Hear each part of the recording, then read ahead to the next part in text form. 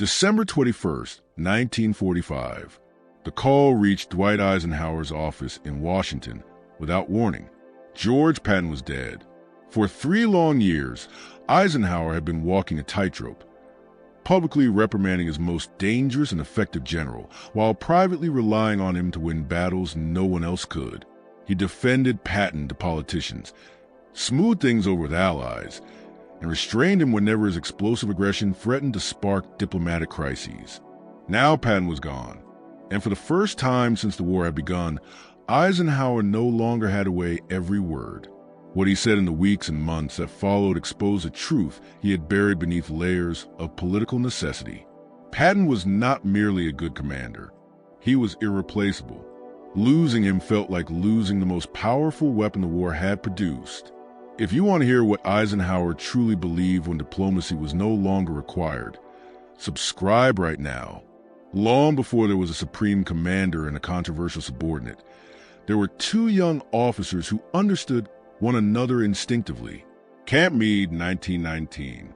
Eisenhower and Patton were both captains in the newly created Tank Corps.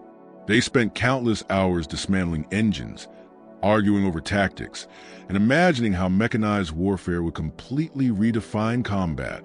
Patton was a wealthy aristocrat, born into old family money, overflowing with confidence, already a combat veteran from Mexico and France. Eisenhower was a Kansas farm boy who had missed combat in World War I and was still struggling to prove his worth. Despite their differences, they bonded over a shared belief. Tanks were not just support tools for infantry. They were the future of war itself, fast, mobile, and devastating when used properly. The Army disagreed. Their ideas were shut down, and they were warned that continuing to push them could ruin their careers. Patton, protected by his family's wealth, could afford to be defiant. Eisenhower, who depended on his paycheck, learned to choose his words more carefully. 23 years later, those same captains had become the supreme Allied commander in Europe and the most feared general in the American Army. Their friendship endured, but everything around it had changed. Eisenhower now had to manage Patton. He had to channel his aggression, explain his scandals to Roosevelt, to Churchill, to Marshall. He had to decide when to unleash him and when to restrain him. Patton despised being managed. He believed Eisenhower had grown too political, too cautious, too focused on diplomacy and coalition building. Patton wanted to fight, not negotiate. The tension between them simmered throughout the war. 2 men who had once been equals were now locked into a relationship where one held the vision and the other possessed the raw power to carry it out or bring it to a halt. August 1943. Sicily. Patton commanded the 7th Army during the invasion of Italy. While visiting field hospitals, he encountered soldiers suffering from what we now call PTSD, then known as combat fatigue or shell shock. Patton viewed them as cowards. In 2 separate incidents, he slapped soldiers, insulted them, and even threatened to shoot them. Word spread quickly. Journalists picked up the story. Politicians demanded explanations. The public reacted with outrage. Eisenhower faced an impossible decision: remove Patton and lose his most effective battlefield commander, or keep him and ignite a political inferno. Eisenhower chose a narrow middle ground. He issued a formal reprimand. He ordered Patton to apologize to the soldiers, the medical staff, and his entire army. He made the punishment public enough to satisfy critics, but stopped short of ending Patton's career. The reason was simple. Eisenhower was already planning Operation Overlord, the invasion of France, and he knew Patton was essential, not desirable, essential. In Sicily, Patton had proven what Eisenhower had long suspected. He moved faster, struck harder, and shattered enemy morale more effectively than any other American commander. His 7th Army tore across Sicily while Montgomery's British forces advanced methodically. The Germans learned to fear Patton's speed and unpredictability. Eisenhower preserved Patton's career, but the price was high. He had to justify the decision to Marshall, to Roosevelt, and to the War Department. He had to promise Patton would be controlled, that such incidents would never happen again, and that the military advantage outweighed the political damage. There was something Eisenhower could never admit publicly. He was not entirely convinced Patton was wrong. In private discussions with his staff, Eisenhower voiced frustration with soldiers who collapsed under pressure. He did not approve of Patton's behavior, but he understood the mindset behind it. War demanded men who could endure unimaginable stress. Patton's method was unacceptable, but his belief that armies required discipline and mental resilience was not entirely misplaced. Eisenhower simply could not say that out loud, so he condemned Patton publicly while shielding him behind closed doors. Spring 1944. D-Day was approaching, and Eisenhower confronted a critical problem. He needed to convince the Germans that the invasion would strike at Calais, not Normandy. The answer was Operation Fortitude, an elaborate deception built on fake armies, fabricated radio chatter, and entirely false installations. And at the center of it all stood George Patton. The Germans were convinced Patton was the most dangerous commander the Allies had. They had analyzed his campaigns in North Africa and Sicily in detail. They knew him as aggressive, unpredictable, and brutally effective. German intelligence became obsessed with tracking his whereabouts. Eisenhower understood this obsession and decided to exploit it. He placed Patton in command of a fictional First Army Group, supposedly preparing to invade at Calais. Patton gave speeches, inspected non-existent units, and appeared at stage bases. German reconnaissance planes photographed inflatable tanks and plywood, landing craft, and the deception worked. The Germans swallowed it whole. They kept major forces pinned at Calais for weeks after D-Day, convinced that Patton's real invasion was still coming. The plan was a stunning success, but it drove Patton nearly mad. He wanted to be in the first wave at Normandy. He wanted combat, not theater, being used as bait, while other generals earned glory on the beaches felt humiliating. Eisenhower could not tell him the full truth, that in those critical early weeks, Patton was more valuable as a deception than as a battlefield commander, that his reputation alone was saving Allied lives by keeping German divisions away from Normandy. Patton only learned the full extent of Operation Fortitude after the war, and even then, he resented it deeply. Eisenhower, however, knew exactly what he was doing. He was turning Patton's greatest weapon, his fearsome reputation, into a victory before the fighting even began. On August 1st, 1944, Patton's Third Army finally went operational in France. What followed became one of the most extraordinary advances in modern military history. In just 1 month, the Third Army pushed farther than any comparable force ever had.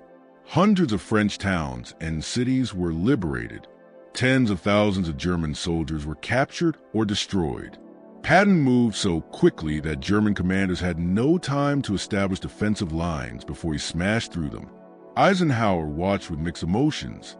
He felt pride, because Patton was proving everything they had once theorized back in 1919 about mobile warfare. But he also felt anxiety. Patton was advancing so fast that he was outrunning his supply lines and creating serious coordination problems with other Allied armies. The other commanders struggled to keep pace. Bradley advanced carefully and methodically.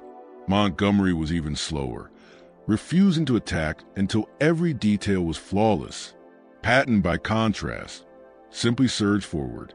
He constantly called Eisenhower's headquarters, demanding more fuel and more ammunition. "Give me the supplies, and I'll be in Berlin in 2 weeks," he insisted. Eisenhower had to remind him that war was not that simple. Other armies needed supplies as well. Political realities mattered. Agreements with the Soviets defined occupation zones. Patton dismissed all of it. He saw the German army collapsing and wanted to crush it before it could regroup. To him, every day of delay was a wasted opportunity. Privately, Eisenhower sometimes agreed. In conversations with his chief of staff, Bedell Smith, he admitted that Patton might be right, that perhaps the Allies were being too cautious, that political considerations were interfering with military logic. But as supreme commander, Eisenhower had to think beyond the battlefield. He had to manage an alliance of nations with competing priorities. He had to balance American, British, and Soviet interests. He had to consider the post-war world, not just the next victory. So he restrained Patton. He diverted supplies to Montgomery for Operation Market Garden, which failed catastrophically. He ordered Patton to slow down, consolidate, and coordinate with other forces. Patton was furious. He believed Eisenhower was squandering the best chance to end the war quickly. Their relationship, already strained, sometimes became openly hostile. December 16, 1944, the Ardennes Forest. The Germans launched a massive surprise offensive that became known as the Battle of the Bulge. American forces were caught completely off guard. Entire units were surrounded. Front lines collapsed. For the first time since D-Day, it appeared the Allies might actually be pushed back. Eisenhower immediately called an emergency conference at Verdun. His top commanders gathered to decide how to respond. The atmosphere was bleak. Bradley looked shaken. Montgomery reverted to his cautious instincts. Other generals spoke of digging in and waiting for reinforcements. Then Eisenhower turned to Patton. "George, how long will it take you to attack?" Everyone in the room understood what Eisenhower was asking. Patton's Third Army was positioned 90 degrees away from the Bulge, fully engaged in offensive operations to the south. To respond, he would have to disengage completely, pivot his entire army, 3 divisions, tens of thousands of soldiers, hundreds of tanks, and launch an attack through brutal winter conditions straight into the German flank. The logistical challenge was enormous. Most commanders would have needed weeks. Patton reached into his pocket and pulled out a small notebook. He had already war-gamed this exact scenario during the train ride to Verdun. He looked directly at Eisenhower and said, "December 22nd, 3 divisions, 72 hours. Other generals in the room thought it was impossible. Bradley looked doubtful, but Eisenhower knew Patton well enough to understand he was not bluffing. "Make it happen," Eisenhower said. Patton did exactly that. On December 22nd, precisely when it promised, 3 divisions of the Third Army smashed into the German southern flank. The assault shattered the momentum of the German offensive and transformed the Battle of the Bulge from a looming catastrophe into a decisive Allied victory. This was the moment when everything Eisenhower had endured in managing Patton finally paid off. Every controversy, every diplomatic crisis, every time he had defended Patton, restrained him, or apologized for him, it was all justified by this single moment. When the crisis came, when everything seemed to be collapsing, Eisenhower turned to Patton, and Patton delivered what no one else could. Throughout the war, Eisenhower's public comments about Patton were always carefully measured. He praised him, but never excessively, acknowledging his achievements without elevating him above other commanders. Eisenhower could not afford to show favoritism. He commanded a coalition, not just an American army. He had to keep Montgomery satisfied, maintain Bradley's confidence, and preserve morale across all Allied forces. Publicly declaring Patton irreplaceable would have caused a diplomatic disaster. Privately, however, Eisenhower understood the truth.